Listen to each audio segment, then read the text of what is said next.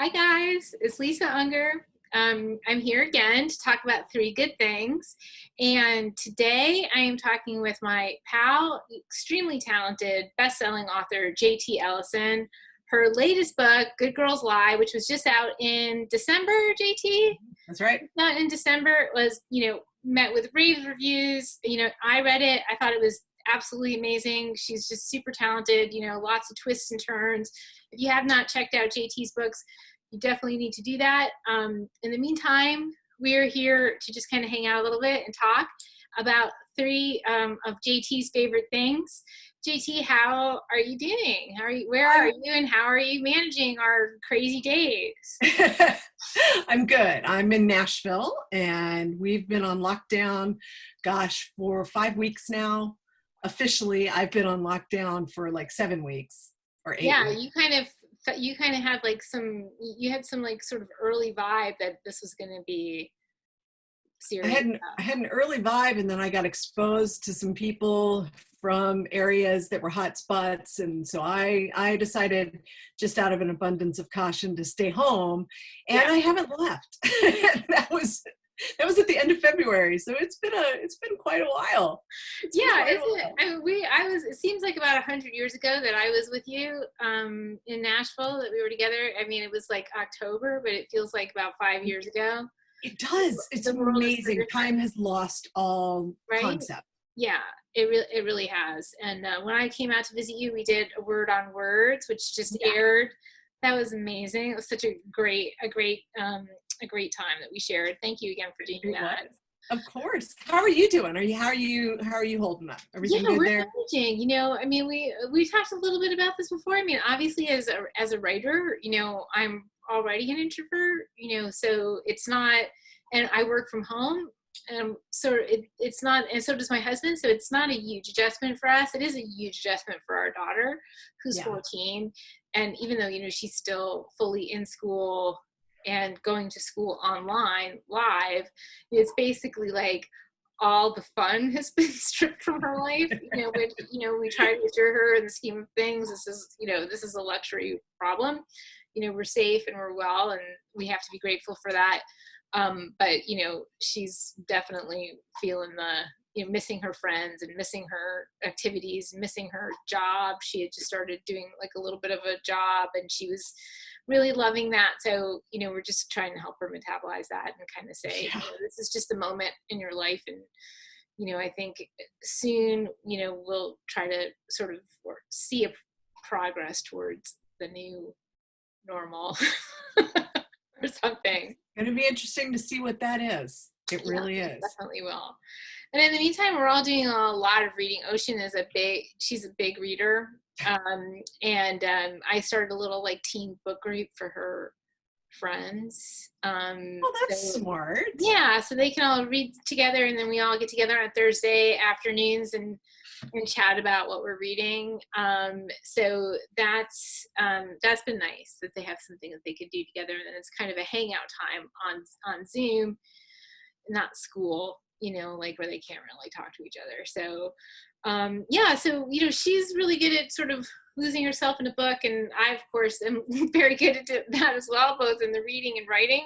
And so I was just kind of wondering, is there a book that you maybe turn to again and again when you need a little comfort, or is there something right now that really just kind of took your mind off it, really just engrossed you?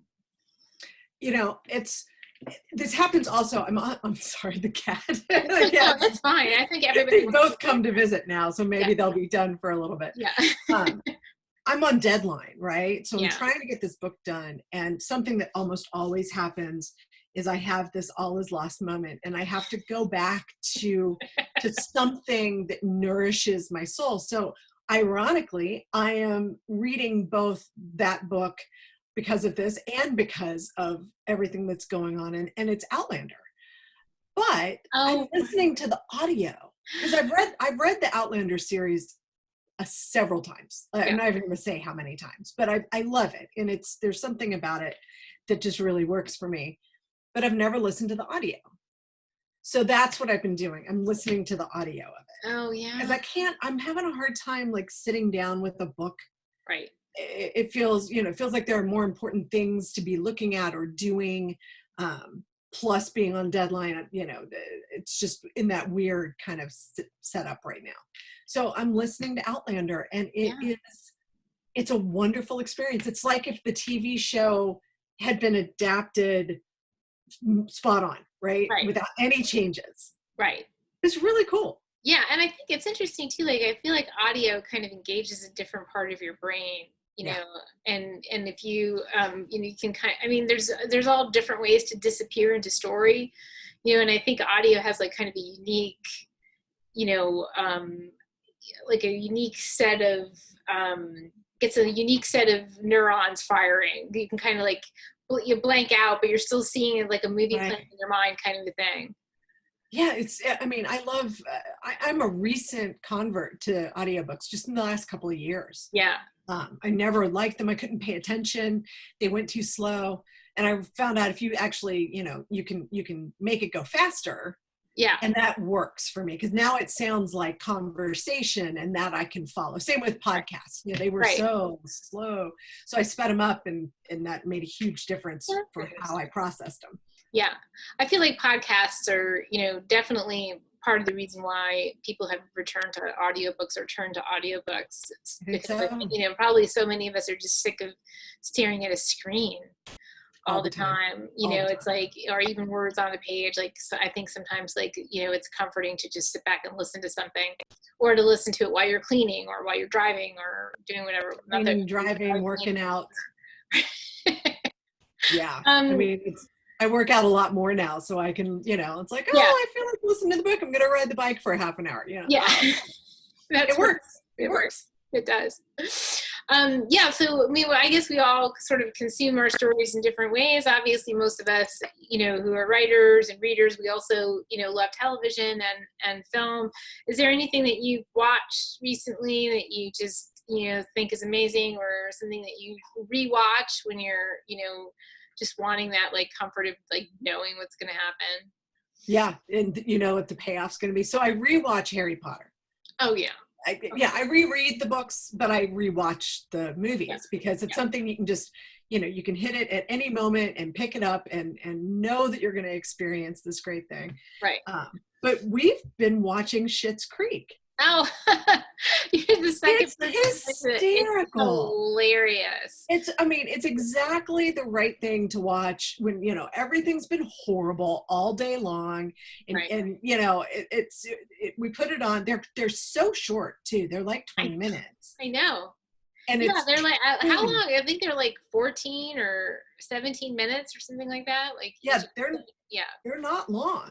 And they are just so smart and punchy and silly, and I love it. I just love it.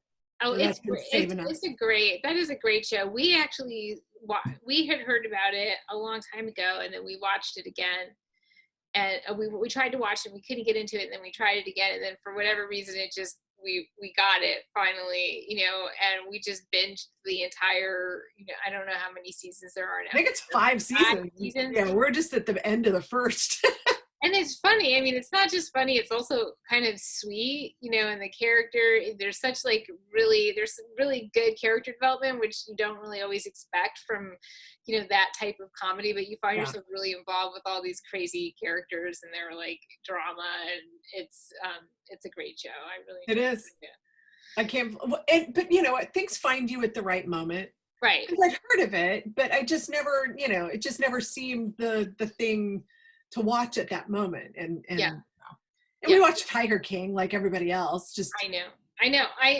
We also watched Tiger. And when I say we watched Tiger King, I mean, we watched every single episode, every minute of it with our child. And it was not appropriate for her to be watching that. Yeah, there were a couple things I had to go look up. I'm like, what is that?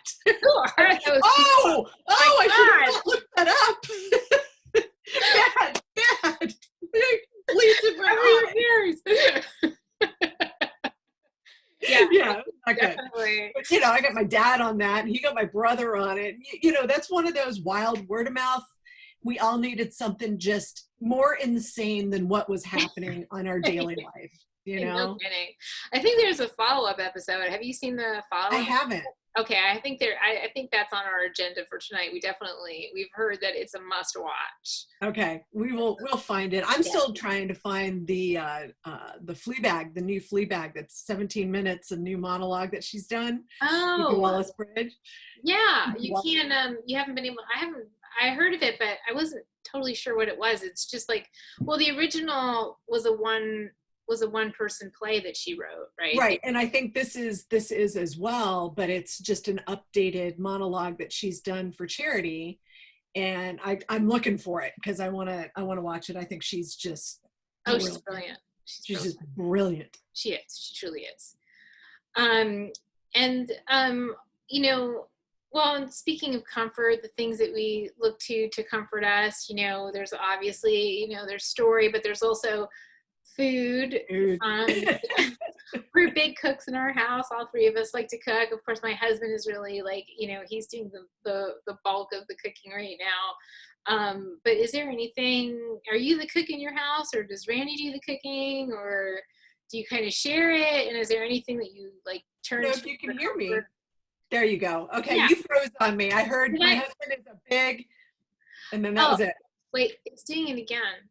Do you hear me now? Now it's telling me my thing is unstable. Okay, it says my internet connection is unstable. I don't think that's fair for your computer to be that judgmental. Really? I feel judged. I do. That's like the Apple TV will go, your network is underperforming. I'll be like, no, you're underperforming. Well, if you make it feel like that, you think it's going to make it better. That's right. Don't shame the network. Don't shame the network.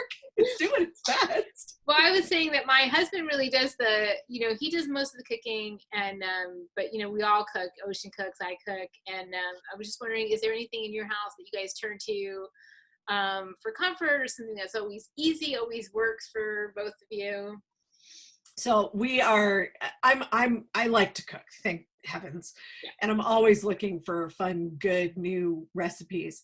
So my favorite that I have now made several times since we've been on quarantine is au gratin potatoes. Yeah. So good. So just, I mean, they're salty, they're savory, there's something about it. It is total comfort food. It's got all that cheese and butter and paprika, and it's like the greatest thing ever. I'm in love with this recipe. Yeah, it is. Au gratin potatoes are probably the ultimate comfort food. It's fabulous. Yeah, definitely. There's just nothing about it that doesn't work, and it's fun to make. You know, it's fun to put make your own mandolin. You have to just kind of keep stirring. Yeah. Ah, it's great. It's great. That's great. Yeah. Well, I'm glad you guys are hanging in there. I know you're on deadline, so I'm not going to keep you.